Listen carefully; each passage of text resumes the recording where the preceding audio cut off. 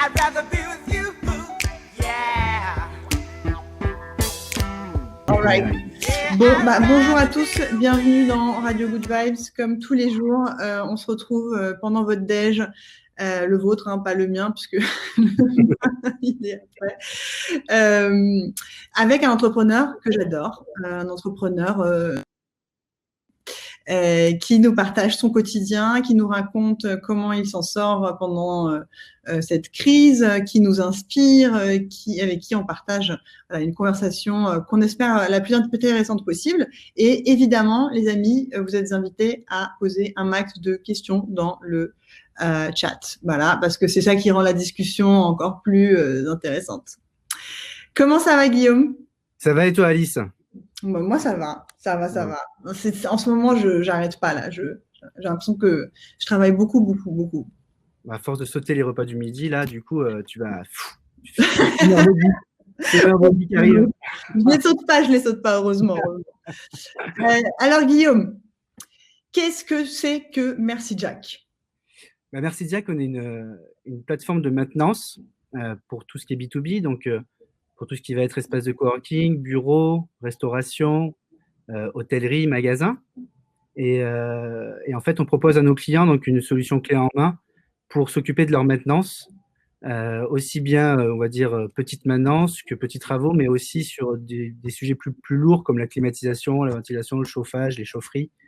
Et en fait, on apporte une solution plug and play avec une expertise technique et une vision sur la qualité de vie du bâtiment pour l'exploitation, en fait, pour les exploitants. All right. Donc, si je résume, en gros, Merci Jack, il vient s'occuper de tous les petits travaux qui d'habitude étaient traités par des prestataires souvent indépendants les uns des autres, que ce soit de la plomberie, de la réparation, je sais pas, de serrures, que ce soit... vous faites pas le nettoyage ?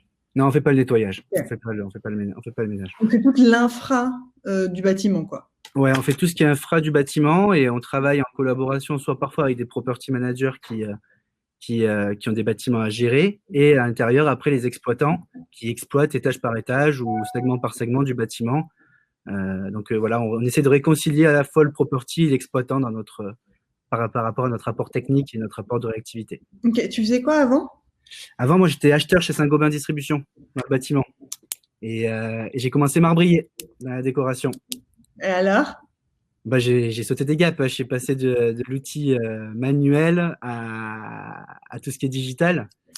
Forcément, le gap Saint-Gobain m'a bien aidé. Ouais, ça veut dire que tu te destinais, au tout début de ta carrière, tu te destinais à être dans le dur, quoi, vraiment dans marbrier, c'est ça, tu as les mains dans le cambouis direct. Ouais, c'est ça. Au début, en fait, je me destinais plutôt à travailler dans une entreprise familiale qui était dans le marbre, plutôt que décoration, pas funéraire. Je me destinais à être plutôt sur la pose, les prises de mesure, les plans, les fonctionnements de commandes numériques. Lâche ton stylo, là, j'entends ton stylo. Ah, je le lâche. T'es stressé. Non. Un petit peu. T'inquiète, on est entre nous. T'as vu, en plus, on n'en est pas beaucoup en ce moment. Après, c'est vrai que cette vidéo va partir sur YouTube. Donc, C'est ça. Et du coup, oui, j'étais destiné plutôt à faire un truc plutôt dans le dur. Après, du coup... Parce que tu venais de là, ta famille était dans le marbre. C'est ça, ma famille est dans le marbre depuis toujours. Depuis l'âge de 14 ans, je travaille là-dedans. J'avais même 8 ans. Pardon ? T'as grandi où ? J'ai grandi à Altin-et-Palus, à côté d'Avignon. D'accord. Et ouais, quand j'étais petit, je travaillais à l'atelier, je faisais des cendriers à la main, en marbre ou en pierre, wow. pour les vendre après. Et donc, j'étais plutôt destiné à faire ça. Et puis en fait, j'ai commencé j'ai quand même fait entre les deux une école de commerce entre-temps. Okay. Et en fait, j'avais envie de peu vivre ma vie avant de me dire je reprends une entreprise ou voilà, j'avais envie un peu de profiter de la vie aussi. Et du coup, je suis parti sur Paris où j'ai trouvé un poste en tant qu'acheteur national chez Saint-Gobain Distribution. Donc, j'ai acheté tout ce qui était plaques de plâtre, tout ça. Et en fait, je voyais bien que le milieu de l'artisanat, le milieu du bâtiment était en plein boom, en pleine révolution. Il faut savoir qu'il y a 20 ans de retard dans le bâtiment. Hein, donc, ce qui était valable en 2000 arrive maintenant en 2020 dans le bâtiment. Donc, il y avait une grosse révolution à faire et voilà, toujours cette envie d'entreprendre, cette envie de mettre sa patte dans le monde quotidien, dans le monde dans lequel on vit. Et j'ai voulu, en fait, par Merci Jack, proposer à des artisans qui courent après les devis, qui avaient des taux de conversion très faibles, mais leur permettre d'avoir enfin une récurrence et une vision sur leur chiffre d'affaires. Et donc, c'est pour ça qu'on a créé Merci Jack avec mes associés. Alors, vas-y, raconte-moi aujourd'hui Merci Jack. Si tu devais me donner un arrêt sur image, un peu pour que j'ai une vision de l'ampleur aujourd'hui sur quelle ville ou pays vous opérez, combien de bâtiments vous gérez, combien d'artisans avec qui tu travailles. Enfin, voilà. Aujourd'hui, Merci Jack, donc on a plus de 300 clients. Il faut savoir que dans les clients, il y a plusieurs immeubles, il y a plusieurs lieux. On gère à peu près 350 000 mètres carrés sur Paris. On a une centaine d'intervenants différents. L'enjeu est de toujours mettre de la récurrence chez les artisans. Donc, on est plutôt dans une philosophie où on fait monter les artisans pour qu'ils créent leur boîte avec des salariés, plutôt que d'être sur des one-shots. Donc, c'est toujours les mêmes artisans qui vont venir, c'est toujours la même équipe qui va venir chez les clients. On a à peu près, je sais pas, presque 500 utilisateurs peut-être dans notre application, qui utilisent l'application en fait de manière quotidienne ou hebdomadaire selon la taille des lieux. Et donc aujourd'hui, on n'est qu'à Paris. On vient de faire une levée de fonds juste avant le confinement pour continuer à dynamiser tout ça. Et puis voilà, on est sur des taux de croissance entre 30 et 40%. On a une grosse accélération depuis septembre. On a pris beaucoup de volume, des gros comptes. Et aujourd'hui, on se positionne enfin face à des appels d'offres assez énormes, où on parle de 2 millions de mètres carrés, où on parle d'enjeux comme ça. Et là où on est en facial avec des gros mainteneurs ou des gros facility managers sur ces appels d'offres-là. Bon, alors raconte-moi bien, que je comprenne, parce que moi, je connais l'outil, je l'utilise aussi, mais je pense que c'est pas encore c'est pas très clair pour tout le monde forcément. Donc, en gros, tu mets en relation des artisans avec des lieux, des bureaux, des restaurants, pour pouvoir gérer avec ton outil, ta plateforme, tous les pépins et même la maintenance au quotidien. Pas forcément le pépin, mais juste la vérification que tout va bien. Et moi, en tant qu'utilisatrice, c'est-à-dire moi qui ai des locaux, je peux rentrer dans Merci Jack les pépins quotidiens ou les choses qui sont à faire. C'est ça. C'est ça. En fait, donc nous, sur chaque client qu'on rentre, sur chaque contrat qu'on rentre, nous, on n'est pas des mises en relation, on est vraiment un sous-traitant du bâtiment. Donc, nos jacks, on est client de nos jacks et ils utilisent notre application pour standardiser en fait tout le process de maintenance. Dans la maintenance, on a 3 sujets. On a un sujet de curatif, donc tous les petits pépins quotidiens. On a un sujet de préventif pour venir structurer en fait ces pépins-là, pour essayer de les anticiper, essayer d'être plus proactif. Et aujourd'hui, on attaque le troisième volet, la maintenance plutôt prédictive, où là, en fait, on ne va pas attendre d'avoir le problème face à nous. On va savoir l'anticiper et lier en fait ce monitoring avec notre service pour continuer à ce que le client, en fait, il ait une solution de plus en plus plug and play. Aujourd'hui, dans notre application, l'outil client, il est d'avoir enfin un plan de pérennité, un dashboard, en fait, sur ses coûts de maintenance, parce que c'est un milieu hyper opaque, il n'y a pas du tout de transparence. Et aujourd'hui, la situation du marché, c'est de dire, la maintenance, ça coûte cher, c'est quoi sa valeur? Et tout ce dashboard, nous, on le monitore selon 2 critères simples. La continuité d'exploitation, donc tout ce que tu vas mettre en place pour avoir ta continuité d'exploitation la plus optimale, donc aller jusqu'à la maintenance prédictive, et après, la qualité de vie dans l'établissement. Parce que derrière tout ça, derrière la maintenance, il y a aussi une idée de marque employeur et de marque tout court pour les distributeurs aussi et les restaurants. Donc, derrière ce sujet maintenant se cache beaucoup de problématiques qui permettent en fait d'avoir une expérience client dans un lieu complètement différente que dans un lieu qui n'est pas le même. Ouais. Et donc, du coup, tu disais au début, moi, j'ai quelques artisans dont je prends soin. Et en fait, c'est souvent un truc qui revient avec ce type de plateforme. On réalise que ton vrai chouchou premier, ton vrai client, c'est l'artisan et le client, le deuxième. Enfin, je veux dire, moi, celui qui a le bureau. Mais lui, finalement, c'est pas ton premier chouchou. Ton premier chouchou, celui dont tu prends absolument soin, c'est ton artisan. C'est ça. Et c'est le gros travail qu'on a fait depuis 2 ans, c'est de réussir à le mettre dans un environnement déjà digital. Pour lui, ce n'est pas évident. Hein. Les artisans avec les smartphones, c'est pas souvent évident. Et c'était de réussir à l'optimiser, en fait. Tu vois, de faire de la maintenance, ils sont courts, mais à quel prix et comment le faire, c'est l'enjeu.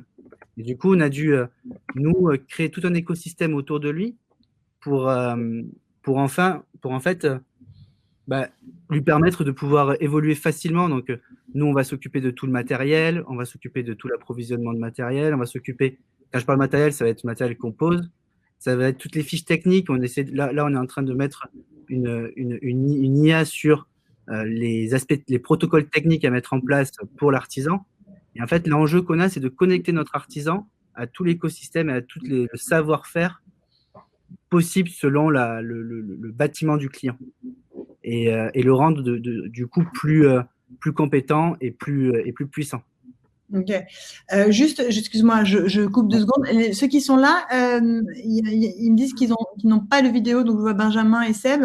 Est-ce que c'est le cas pour tout le monde? Parce que je sais qu'en ce moment, il y a des bugs pas mal il y a pas mal de bugs avec Opin. Donc, faites-moi signe si vous avez la vidéo. Dites-moi yes, on a la vidéo. Juste pour que ce soit good. All right. Donc, raconte-moi, Guillaume, parce que du coup, toi, bon, tu as eu la chance de lever avant la crise, mais vraiment pile poil avant la crise. Oui. Qui sont tes investisseurs au passage? Donc, c'est un fonds qui s'appelle Grenelle Capital. C'est un family office. Et on a levé, oui, juste avant la crise, quoi. Ça a été incroyable cette histoire. Donc, on a commencé à partir en roadshow au début décembre. Donc pas la bonne période normalement, mais on est quand même parti. On était sur un timing de fin. Bien sûr, en décembre, ça a fait une pause. En janvier, tout s'est un peu restimulé. La chance qu'on a eue aussi, c'est que c'est l'année dernière, il y a beaucoup de deals qui n'ont pas pu être closés en décembre avec les problèmes de grève, tout ça. Donc finalement, ça nous a pas tant impacté dans nos relations. En janvier, on a repris, on a rencontré pas mal de fonds. Il y a une vraie animation sur les sujets PropTech actuellement. Donc, c'est assez intéressant de voir les fonds, en fait, comment ils se positionnent, parce qu'il n'y a pas toujours de la compétence, en fait, sur ces sujets-là derrière. Et donc, du coup, c'est assez intéressant de rencontrer plusieurs fonds. Et en février, j'ai rencontré donc Grenelle Capital et on a commencé un peu à discuter, à échanger de plus en plus en profondeur. Il y avait aussi d'autres fonds qui étaient là aussi. Il y avait Newfund, par exemple, avec qui on parlait avant. Et puis, en fait, après, avec Bien Capital, tout s'est accéléré. Et on a closé, en fait, fin février, début mars. Et on a eu les fonds juste avant le confinement. Je crois que le confinement a été déclaré le vendredi et on les a eu le jeudi. Et donc, c'est sûr qu'on n'a pas abordé le confinement de la même manière. On a fait une levée de 2,5 millions, on n'a pas encore communiqué dessus. On va faire une communication globale. Et voilà, toujours dans ce partage de projets de rendre les immeubles smart et de rendre la maintenance smart dans les immeubles. Et voilà, donc on est arrivé à un confinement, boum, on avait cette somme-là, mais on n'avait plus de rentrée de chiffre d'affaires parce que plus de clients, tous les clients étaient fermés.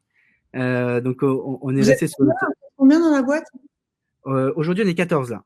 Okay. Aujourd'hui, on est 14. On est 14 et là, on recrute. Qui fait quoi dans les 14? Pardon? Qui fait quoi? Alors, on a 4 devs aujourd'hui. On a deux personnes au produit. On a 3 personnes au marketing, grosses. Et après, on a du sales et de l'ops. Ok. Et alors, donc, du coup, du jour au lendemain, plus aucun client. Ah, du jour au lendemain. Vous dites. Là, alors, catastrophe, quoi. Du jour au lendemain, tous les restos fermés, tous les espaces de coworking qui font le service minimum et tous les bureaux qui font du télétravail. Enfin, ce que j'appelle du confinement de travail, plutôt. Et du coup, ça a été une avalanche, quoi. On se prend une avalanche. D'un côté, tu prends. Bah moi, tu vois, la levée de fonds, je l'ai vécu comme un accélérateur de pression. Hmm. Tu vois, je l'ai pas vécu comme un truc acquis, tu vois. Je l'ai vécu comme là, ouais, là maintenant, on sait, on a les moyens de faire ce qu'on veut. Il faut aller vite, il faut le faire bien. Et donc, je me suis mis plus de pression. Et quand du jour au lendemain, tu as ça qui te prend, tu fais, boah, qu'est-ce qui va se passer? Comment tout va se structurer après, quoi? Et alors, qu'est-ce que tu as fait? Eh ben, donc pendant 2 semaines déjà, j'ai essayé de rencontrer pas mal de personnes. En fait, tu sais, dans ta boîte, quand tu es en mode accélération, tu te dis toujours, j'ai pas le temps de faire ça, j'ai pas le temps de faire ça, j'ai pas le temps de faire ça. Tu essaies de te poser, mais t'arrives pas à prendre le temps de le faire. Du coup, pendant 2 semaines, je me suis mis à plat, je me suis dit, pff, voilà tout ce que je voulais faire. Je me fais toujours une petite checklist à côté, me dire, je voudrais faire ça, je voudrais faire ça. Et là, je l'ai repris, cette checklist. Et je me suis dit, OK, ça. En fait, on venait d'embaucher une personne au marketing, une nouvelle CMO qui est arrivée. Et on avait fait, avec la levée de fonds, un audit de positionnement marketing, en fait, sur notre solution, Hmm. qui était assez intéressante. Et du coup, on a commencé à travailler tout le positionnement. On a repris tout le positionnement, tout le package de l'offre et en fait aussi le produit. Parce que forcément, ça va ensemble. Et donc pendant 2 semaines, j'ai rencontré pas mal de personnes dans l'immobilier, j'ai vu tous les clients, j'ai fait pas mal de Zoom avec les clients pour essayer de comprendre leurs contraintes, comment ils voyaient les choses après. Et on s'est dit qu'en fait, cette période-là, à un moment donné, je l'ai période, et on s'est dit, en fait, c'est du business pour plus tard, quoi. Et là, il faut structurer ce qui va se passer. On a tout repris nos bases, on a tout repris le produit. Et aujourd'hui, là, on arrive à un produit qui commence à être puissant pour le client, quoi. Ok, mais donc concrètement, là, tu vois la mouvance, je veux dire, les restaurants, c'est fini pendant longtemps, pas pendant longtemps, jusqu'à juin, mais ça va être difficile même après, parce qu'on se doute bien que les habitudes des gens elles vont changer, on n'aura plus envie d'être à côté de quelqu'un, il y a cette distance, les habitudes changent, la culture change, je pense que vraiment, on ne va pas reprendre exactement les mêmes habitudes. Donc ça, c'est pour une partie de tes clients. Et puis pour l'autre partie, les bureaux, tu vois ce qui se passe. Tout le monde rend ses locaux. Donc, enfin, Ouais, que devient la maintenance s'il n'y a plus de bureau, en fait? c'est ça, on s'est dit, on est à poil, on va être à poil. Et donc en fait, déjà, ce qui est rassurant, là où on se rassure aussi, c'est que on est quand même dans un besoin primaire. Réparer, maintenir des locaux, c'est quand même, quand on est dans l'exploitation, c'est le premier sujet. Du coup, c'est poser les questions de diversification de clients. Tu vois, aujourd'hui, les bases logistiques, les entrepôts de stock, tout ça sont des vrais futurs clients à potentiel parce que même pendant la crise, ils perdurent. Donc, tu vas orienter aussi notre offre vers ça. Et après, on s'est aussi posé la question, mais comment les gens vont déconfiner? Comment les gens vont déconfiner? Ça va être quoi? On s'est pris 2 mois de confinement, on va tous sortir du jour au lendemain, ça va être yalla. Du coup, on s'est dit, non, c'est pas possible. Donc, on est parti tout de suite dans une solution de déconfinement, où en fait, on a travaillé pour tous les secteurs d'activité, une solution pour déconfiner. Et donc aussi bien pour des mesures techniques, parce qu'on voit toujours ce qui est apparent, les marquages au sol, la signalétique, mais en fait, il y a des protocoles qui sont maintenant mis en œuvre, mais nous, on était à l'amont de ça pour réussir à travailler sur ces protocoles en amont, donc avec les bureaux de contrôle et la directe, pour être derrière, en fait, bien séquencer ça et pouvoir accompagner nos clients, mais aussi des futurs clients. Et avec cette solution de déconfinement, on a vu des perspectives arriver. Donc, on a commencé à prendre un gros client à nous qui a 56 000 m² et lui dire, écoute, c'est parti, on déploie ensemble. Là, avec un client, on a repris quasiment le chiffre d'affaires qu'on a perdu. Et maintenant, on le duplique sur tous les leads qui rentrent, tous les leads rentrants. Et on a eu pas mal de leads qui sont arrivés. On a eu du Cartier, on a eu du Dyson, on a eu tu vois, des enseignes qu'on n'avait pas du tout avant, qui sont arrivées par ça. Sur cette offre-là, spécifiquement. Sur cette offre-là, spécifiquement. Ouais. Qu'est-ce qu'elle a? Tu peux me raconter qu'est-ce que ça change pour toi? Est-ce que ce sont les mêmes qui interviennent, les mêmes artisans? C'est les mêmes artisans qu'on a dû former du coup à comment déconfiner les espaces. Ça veut dire, tu peux m'expliquer, déconfiner un espace? Bah, par exemple, je vais te prendre un exemple tout simple. C'est l'ascenseur ou l'entrée l'entrée. En fait, on croit qu'on va juste faire un marquage au sol et puis basta. En fait, non. Dans les protocoles, il faut veiller déjà à faire des sens de circulation sur les portes. Il faut les mettre au sol et les mettre dans la signalétique. Ensuite, il y a une distanciation minimale à faire sur chaque entrée. Après, on doit installer soit des mesures de porte automatique, donc ce qu'on appelle des mesures techniques pérennes, pour que la porte s'ouvre automatiquement sans qu'il y ait du toucher, pour éviter le contact du toucher. Soit mettre ce qu'on appelle des jumpers ou des endless, des trucs qu'on ouvre avec les coudes ou avec les pieds, ou soit en fait simplement installer carrément des distributeurs de gel ou des distributeurs de désinfectants sur le sujet. Donc ça va être des mesures techniques qu'on a mis en place. Et une fois que tu as fait ça, après tu rentres dans ton local et pièce par pièce, tu vas avoir... Ah merde, on a un souci avec l'event. Anyway, hello les amis. Bon, on est que... on va se la faire entre nous. Écoute, t'inquiète, de toute façon, c'est une conversation. Et puis après, on montrera un truc bien sur YouTube. Ouais, donc tu disais, mon cher Guillaume, en gros, vous vous êtes adapté. Donc au début, plus de clients. Ensuite, vous vous dites, on va préparer le déconfinement, on va faire la mise aux normes. La mise aux normes. Ouais, c'est ça, une vraie mise aux normes avec. Donc tu me disais, ça c'est pas que mettre des pouces-pouces dans les locaux. C'est quoi d'autre alors? C'est quoi d'autre? Ça va être aussi donc de reprendre, tu vois, enfin tout ce qui va être des mesures techniques pérennes, donc des portes automatiques, voilà, c'est ça. Des robinets infrarouges. Tu vas avoir aussi rien que le sèche-main, tu vois. Souvent on avait le Dyson qu'on met comme ça. Ouais. Ça, il n'y a pas plus, il y a pas plus pire que ça. Du coup, tu vas changer, tu vas mettre le sèche-main comme ça.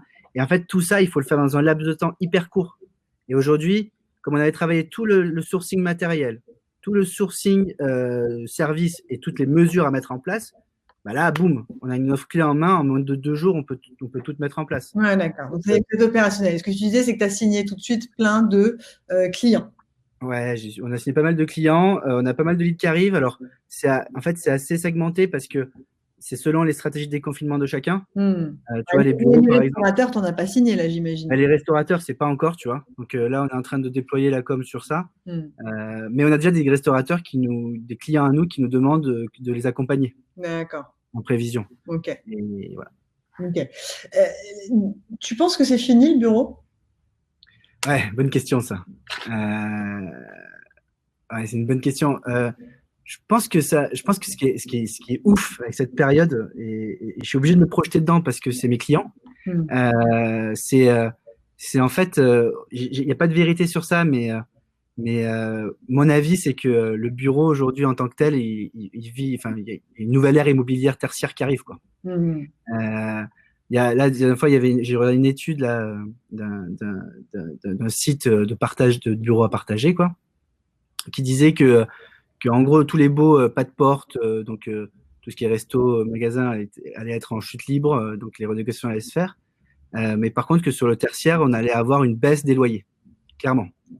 Donc c'était 80% d'experts disaient qu'il allait avoir une baisse des loyers. Dans les faits, je pense que dans un premier temps, il y aura une grosse baisse de loyer et les gens vont aussi se réorganiser.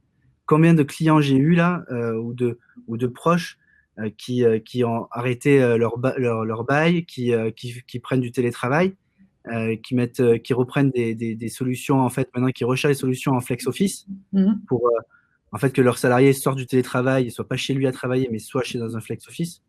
Parce que en fait, le confinement, on parle beaucoup de télétravail dans le confinement. Moi, j'appelle ça le confinement de travail. Pourquoi? Parce que aujourd'hui, juridiquement en France et dans tout ce qui est contexte de syndicats, tout ça, dans les grands comptes qu'on a, mettre du télétravail comme ça, cet effet aujourd'hui, c'est pas possible. En fait, il faut que ça soit inscrit dans le contrat. Qu'est-ce qu'on fait en termes d'accident de travail? Comment on est assuré quand le salarié il est chez lui, il se fait mal? Qu'est-ce qu'on fait? Est-ce qu'il a l'équipement de travail? Est-ce qu'il a une pièce délimitée pour travailler? Tu vois, c'est plein de sujets qui rentrent dans le droit du travail et qui sont pas aujourd'hui faits et qu'on a dû mettre pendant le confinement, mais pas plus, quoi. Donc, dans cette norme, tu vois, cette évolution de venir chercher le télétravail de plus en plus, donc il y a des barrières juridiques qui arrivent, mais qui vont sauter, je pense, plus rapidement grâce à ce confinement. Je pense que les espaces de coworking aujourd'hui, si je fais le bilan de mes clients, ils ont perdu beaucoup de bails, mais c'est plutôt des petites entreprises qu'ils ont perdu. C'est plutôt que des grands comptes finalement. Et aujourd'hui, en fait, ces grands comptes-là, qui étaient, comme on disait, à la Défense, en fait, les sollicitent maintenant pour avoir des bureaux à proximité de leurs salariés pour au moins travailler 2 jours par semaine. C'est Parce ça. que, En fait, tu penses que parce que moi je disais beaucoup aussi les coworking sont morts, mais finalement tout ce que tu dis c'est les tours à la Défense n'ont vraiment pour le coup plus lieu d'être parce que c'est un enfer du début à la fin. c'est clair. C'est-à-dire que si tu fais une photocopie en ce moment, tu mets 3 heures. Attends, si c'était au 29e étage. Voilà. Donc pourquoi en fait et finalement ils vont être plutôt à offrir à leurs employés des options qui sont de travailler dans un flex office comme tu dis. Exactement. Et tu as même tu vois, des boîtes qui sont en plein avance sur ça.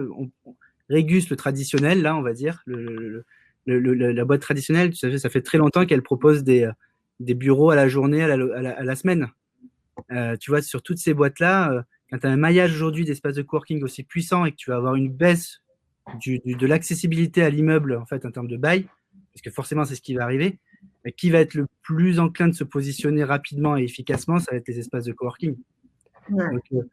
Donc aujourd'hui, l'enjeu, c'est que les espaces de coworking un peu matures qu'on a vus, en fait, eux, ils sont en train de tout reprendre leur beau, ils sont en train de tout renégocier pour réussir à récupérer ce truc-là. Par contre, tous ceux qui sont en phase de croissance, aujourd'hui, ils ont porte ouverte pour réussir à mettre cette stratégie en place et à proposer de la qualité de vie similaire d'un grand groupe comme Accor ou Danone ou quoi, dans leur espace de travail. Si la maison aussi devient de plus en plus mon espace de travail, Merci Jack va venir faire de la maintenance chez moi. Ouais, c'est tout un enjeu là qu'on est en train de, c'est la solution qu'on développe. C'est en fait aujourd'hui nos clients bureaux, nos clients grands comptes, ils sont obligés de faire du télétravail, du confinement de travail. Donc, comment ils accompagnent leurs salariés pour toujours être dans une gestion de qualité de vie et de leur marque employeur? Eh bien, tu vois, aujourd'hui, nous, on va proposer de reprendre tous les contrats d'entretien, en plus de leur maintenance de bureau, d'inscrire dans ce contrat de maintenance les contrats d'entretien des télétravailleurs, ou même des petits dépannages, des petites maintenances à l'intérieur, pour qu'en fait l'entreprise prenne ce rôle-là. Quand on fait de la flexibilité, du coup, on délocalise l'espace de travail chez le salarié. Et du coup, il faut que les salariés récupèrent les mêmes conditions de travail, et en tout cas, il ne peut pas user son propre bien lui-même. C'est comme Totem qui te livre les petits déj chez toi, avec Merci Jack. Avec Dieu. Avec Joe. Avec Dieu. Elle confond toutes les startups. Oui, bien sûr, c'est hyper intéressant ça, ce mouvement-là. Et du coup, tu as des clients pour ça, ils te disent ouais, on prend cette offre, on va aller réparer le chauffe-eau directement chez nos employés, et puis ça comptera. On prend un budget. En fait, ce qui est rigolo, c'est que là, pendant le confinement, on rapatrie nos contrats de préventif qu'on avait sur leur bâtiment vers les salariés. Et en gros, on essaie de mettre ça en place le plus efficacement pour que le salarié soit ait au moins des coûts d'usure de son bâtiment pris en charge par son entreprise. Et toute cette volonté, en fait, c'est l'entreprise qui le prend. On parle beaucoup, tu vois, avec des sites internet de location de bureaux, de start-up là-dedans. Elles aussi sont en train de penser ce sujet-là.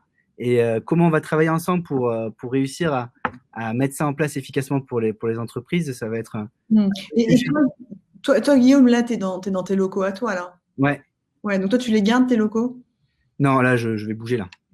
Mais tu pourras en reprendre d'autres qui seront plus grands? Ouais, en fait, aujourd'hui, avec notre levée de fonds, on a quand même, nous, chez Merci Jack, on est quand même, tu vois, comme tu as dit, nos chouchous, c'est les artisans.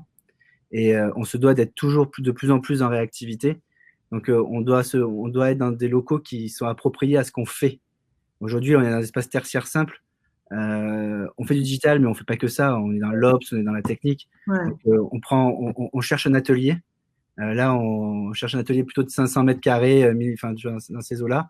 Et en fait, commencer à installer des imprimantes 3D, des machines, des commandes numériques pour les ébénistes.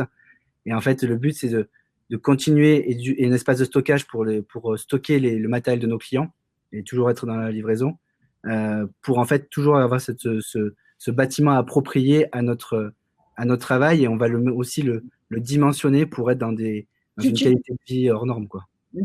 Aujourd'hui, tes clients, ils sont principalement géographiquement où? Alors, on a du Paris, on a de la banlieue. En fait, on a, Ok, donc c'est Île-de-France, quoi. voilà, c'est Île-de-France. En fait, tous les gros bâtiments qu'on a quand c'est une entreprise unique, sont souvent en banlieue. Hmm. Tous les bâtiments, on va dire, entre 5000 et 10 000 mètres carrés sont souvent à Paris. Ok, d'accord. Oui, c'est sûr que si tu veux représenter beaucoup plus ton métier, être dans un bureau lambda, c'est pas fou. Donc, ok, donc toi, tu gardes pour toi, vous n'êtes pas dans le télétravail, vous allez garder vos bureaux à fond. Donc, Ouais.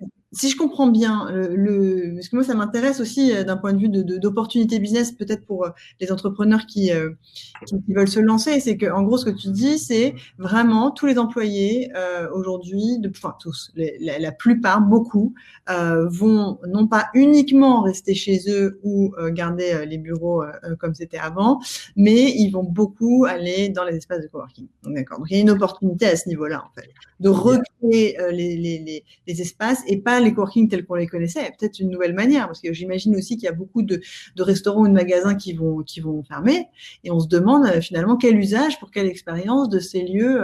Voilà, à même la rue. Est-ce qu'on n'a pas envie de transformer la ville dans ce sens-là aussi? Et ouais, t'as tous ces pas de porte qui vont être sans preneur de bail. Qu'est-ce qu'on va en faire? Tu as ces entreprises qui vont favoriser de plus en plus le vrai télétravail. Et donc, elles-mêmes, elles vont avoir comme on disait, des tours à la défense ou des immeubles énormes. Comment ils vont rentabiliser leur espace? Donc, enfin, ils doivent réussir à rentabiliser cet espace libre. Et en fait, je pense que le coworking le flex office va accélérer, mais c'est pas que dans sa manière où je prends un immeuble et je mets des bureaux. Je pense que c'est un système à repenser, tu vois. On est dans une nouvelle ère, quoi. Est-ce que, tu vois, Accor ou Danone va avoir 30% de télétravailleurs maintenant dans la semaine? Ils avaient un taux d'occupation de 60% et ils vont le passer à 40%. Mais c'est 40, normalement, c'est 20% qui restent là, qui sont libérés. Comment ils vont les exploiter pour mettre du rendement locatif? Est-ce qu'ils vont faire venir un restaurateur? Est-ce qu'ils vont faire venir une salle de sport? Ils vont faire venir de nouveaux bureaux? Tu vois, on peut aujourd'hui repenser tout le. Nous qui manquions de logement à Paris, je sais que là, ça c'est plus du tout la même fonction, mais tu vois. Exactement. Ouais.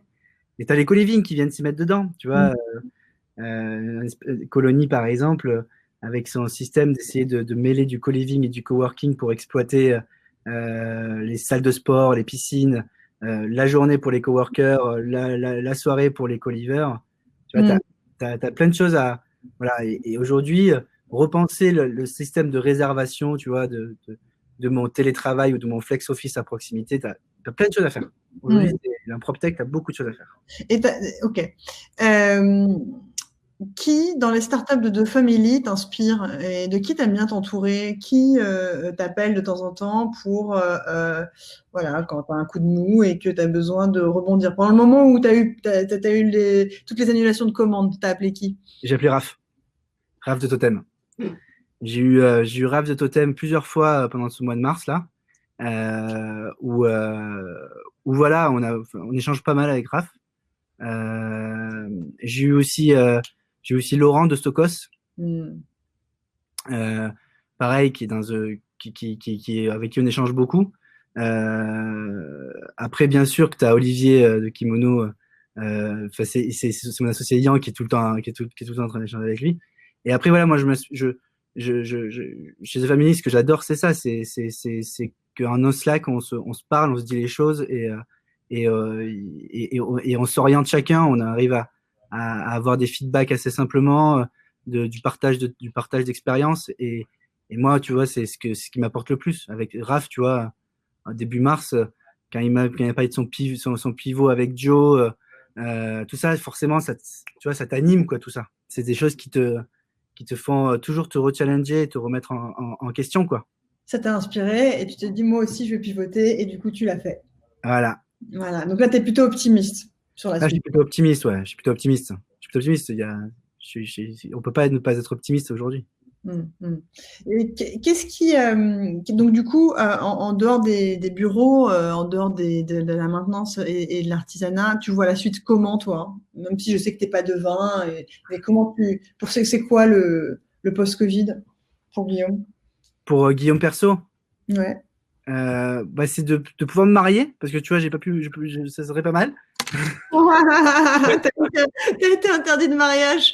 Moi, je devais faire mon civil, mais tu vois, ça va être compliqué. Ça va pas être possible. Donc, du coup, ça va être de pouvoir se marier l'année prochaine. Donc, premier sujet. Euh, Ça va être en fait, de continuer à recruter. Et ça, c'est plutôt côté pro, mais côté perso, ça va vraiment de se marier. Et tu vois, même dans ce Covid, on a beaucoup plus télétravaillé qu'avant. Et moi, et tu vois, j'ai pu partager un peu de temps avec ma future femme réellement, tu vois. Et ça a été hyper puissant parce que tu fais ta demande en mariage, tu sais que tu vas te marier, mais quand tu peux vivre 2 mois avec la personne l'un à côté de l'autre pendant 2 mois, T'étais c'est. à Paris, toi, pendant les 2 mois. Ouais, j'étais à Paris. Dans votre appart à Paris, quoi. Ouais. Ouais. Du coup, C'était bien. ouais, bah, c'est pareil. Ouais. Ouais, tu vois, je l'aime toujours plus qu'avant, quoi. Bravo, bravo, bravo. Parce que là, il y a beaucoup de couples qui se séparent à la sortie, hein. Et oui, c'est un vrai test. Ok, donc ça, c'est pour le perso et pour le pro. Pour le pro, bah, ça va être de trouver Recruter. cet atelier, de recruter. Là, on recrute beaucoup. On recrute des chefs de projet techniques dans le bâtiment, on recrute des sales, on recrute encore des personnes en dev, en data scientist. Voilà, on recrute beaucoup. Donc là, on a un peu une urgence de recrutement pour continuer à travailler cette stratégie-là. Et comme ça, par curiosité, est-ce que tu échanges pas mal avec WeMaintain? Parce que il y a quand même pas mal de similarités entre ce que vous faites et WeMaintain, même si eux, ils sont sur les ascenseurs uniquement. Ouais, alors on a eu des phases. En fait, c'est par phase souvent. Euh, quand je change plus avec Jade sur WeMaintain, il y a des moments où tu vois, quand on était sur la culture des artisans, des mainteneurs des mainteneurs, on a vraiment les mêmes problématiques. Donc forcément, on a beaucoup échangé sur ces sujets-là. Comment on fait, comment on structure. En fait, j'ai du churn. Comment, tu vois. J'ai 10% de churn, moi j'ai 20%, ben, comment on fait? Et après, forcément, sur les idées business, sur les stratégies d'acquisition client, il y a de l'échange aussi, quoi. Hum, hum, hum. All right. Bon, écoute, on arrive à la fin de ce Good Vibes. Il a été un peu épique techniquement. J'espère que ceux qui ont rattrapé en route ont quand même passé un bon moment avec toi, Guillaume. Ben, j'espère aussi. Et j'aime bien finir sur une musique, généralement la musique de ton mood, ce qui te met bien le matin, ce que tu écoutes quand tu fais tes 2 heures de sport. Alors moi, j'ai une musique qui me tient à cœur, c'est Billy Paul, Your Song. Excuse-moi, parce qu'en même temps, tu vois, j'ouvre voilà, un visiteur. Ah. Tu connais? Salut! Ça va bien? Et alors, vas-y, donne-moi ta musique. C'est Billy Paul, Your Song. C'est pas en faisant du sport, mais c'est un kiff. Billy Paul. Your Song. Ouais. All right. Donc, alors, attends, je mets play. Ah bah oui, je suis con. C'est génial. Ah bah oui. Tu fais une petite danse?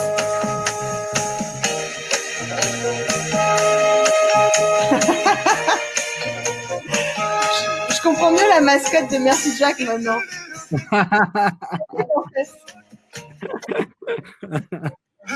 Bon, merci, désolé pour les petits problèmes techniques et puis gros bisous à tous. Vous pouvez tous aller en networking pour tu peux tester Guillaume, tu vas kiffer. Tu vas randomly rencontrer des gens qui t'ont écouté. Voilà, toutes les 5 minutes. Bisous à tous, bonne journée. Merci bye Aline. bye. Yeah, I ran.